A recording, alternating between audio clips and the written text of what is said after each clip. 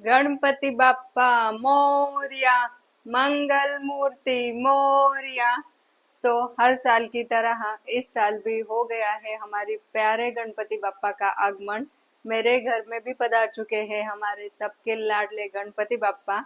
हर साल हम बिल्कुल धूमधाम से गणपति बाप्पा को घर में लाते हैं, उनकी स्थापना करते हैं। फिर जिनका जैसे भी प्रथा हो, जिनकी जैसी परंपरा हो, उस तरह हम 3 दिन 5 दिन 10 दिन घर में रखते हैं। उनके बहुत लाड प्यार करते हैं, उनको अच्छे अच्छे नैवेद्य खिलाते हैं और बाद में उनका विसर्जन पानी में कर देते हैं।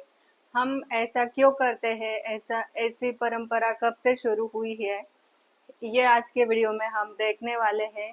तो श्री गणेश पुराण धर्म ग्रंथानुसार भगवान वेद व्यास ऋषि, इन्होंने महाभारत ये महाकाव्य की रचना की, परंतु उनसे इसका लिखान हो नहीं पा रहा था। तो उन्होंने श्री गणेश जी की आराधना की और उनको रिक्वेस्ट की महाभारत लिखने के लिए। तो गणपति बाप्पा ने उनको हाँ कर दी। तो गणपति बाप्पा का ये लिखान दिन दिन रात चलता रहा। उनको उसकी वजह से काफी थकान हो गई।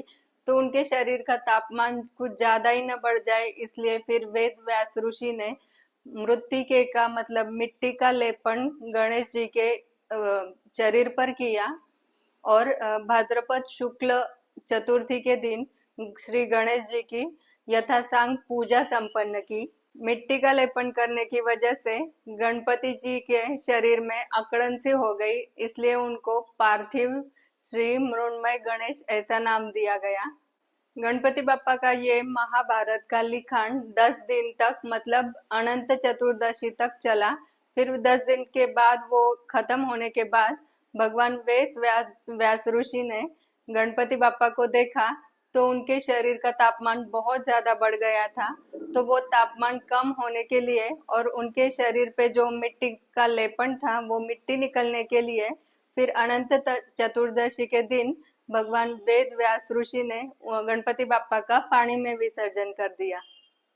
इन 10 दिनों के दौरान भगवान वेद व्यास ऋषि ने गणपति बाप्पा को अलग अलग तरह के बहुत स्वादिष्ट ऐसे व्यंजन खिलाए और तब से ये 10 दिन की गणपति स्थापना की प्रथा शुरू हो गई। और उसके बाद समाज जागृति और प्रबोधन के लिए श्री टिळक जी ने इसको फिर सार्वजनिक स्वरूप दिया और तब से ये प्रथा सालों साल चलती आ रही है। इसलिए हम सब बापा की स्थापना करते हैं, उनको अच्छे से रखते हैं, 10 दिन उनको अच्छे अच्छे प्रसाद खिलाते हैं और 10वें दिन उनका विसर्जन करते हैं। तो गणपति बाप्पा हम सबकी मनोकामना पूरी करे, सबकी सभी इच्छाएं पूरी हो, ऐसी मेरी गणेश जी को प्रार्थना है। गणपति बाप्पा मोरया, मंगल मूर्ति मोरया। आज मैंने गणपति बाप्पा पे चढ़ाया है ये दूर्वाओं का हार। गणपति बाप्पा को दूर्वा क्यों चढ़ाते हैं, इसके लिए एक कहानी बताई जाती है। एक अनलासुर नाम का राक्षस था। वो सारे देवी देवताओं को बहुत ज्यादा परेशान कर रहा था। तब सारे देवी देवताओं ने गणपति बाप्पा को रिक्वेस्ट की और गणपति बाप्पा ने वो राक्षस के साथ युद्ध किया और युद्ध में उसको निगल लिया। तो उसका नाम अनलासुर मतलब अग्नेय नाम के जैसा ही था। इसलिए गणपति बाप्पा के पूरे शरीर में बहुत ज्यादा जलन होने लगी। सारे प्रयास करने के बाद भी उनकी बॉडी शांत नहीं हो पा रही थी, दाह बहुत ज्यादा था। तो गणपति बाप्पा के शरीर का दाह कम करने के लिए कश्यप ऋषि ने गणपति बाप्पा को दूर्वाओं का रस पिलाया और उनके शरीर पर भी दूर्वाओं का रस का लेप लगाया। उससे गणपति बाप्पा का शरीर बिल्कुल शीतल हो गया, उनको शांति मिल गई। तब से गणपति बाप्पा ने बोला कि जो भी कोई मुझको दूर्वा चढ़ाएगा उसकी मैं सारी मनोकामनाएं पूरी करूंगा। तब से ये प्रथा शुरू हो गई है। गणपति बाप्पा मोरया। श्री गणेशाय नमः। किसी भी शुभ कार्य की शुरुआत करने से पहले हम हमेशा बोलते हैं श्री गणेशाय नमः और उसके बाद ही किसी भी अच्छे काम की शुरुआत करते हैं। तो ऐसा क्यों होता है, उसके पीछे एक कहानी है। एक बार ऐसा हुआ था, सभी देवी देवताओं में थोड़ा सा विवाद हो गया था कि किसको पहले पूजा जाएगा। तब वहां पे नारद मुनि प्रकट होते हैं और वो उन देवी देवताओं को सुझाव देते हैं कि आप भगवान शिव जी के पास चले जाना, वो आपको समझाएंगे। तो वो सभी देवी देवताएं शिव जी के पास चले जाते हैं। और फिर शिव जी बोलते हैं कि चलो आप सब में एक हम प्रतियोगिता लेते हैं, जो भी प्रतियोगिता में जीतेगा वो ही प्रथम पूजनीय कहलाएगा।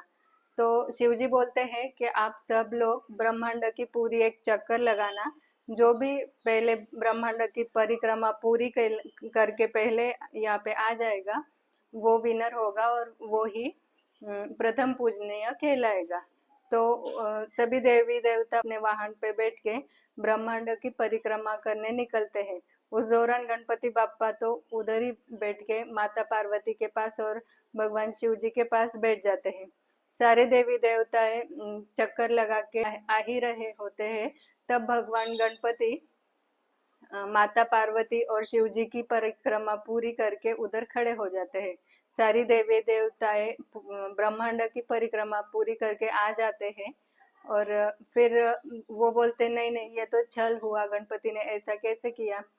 उसके बाद शिव जी समझाते हैं कि माता पिता का स्थान ब्रह्मांड के स्थान से भी ऊपर होता है, इसलिए माता पिता की परिक्रमा ब्रह्मांड के परिक्रमा से भी श्रेष्ठ मानी जाती है, इसलिए गणपति प्रथम पूजनीय कहलाएगा। ये बात सभी देवी देवताएं भी सहमत कर लेते हैं और तब से हमारे लाडले गणपति बाप्पा प्रथम पूजनीय कहलाते हैं। गणपति बाप्पा मोरया, मंगल मूर्ति मोरया।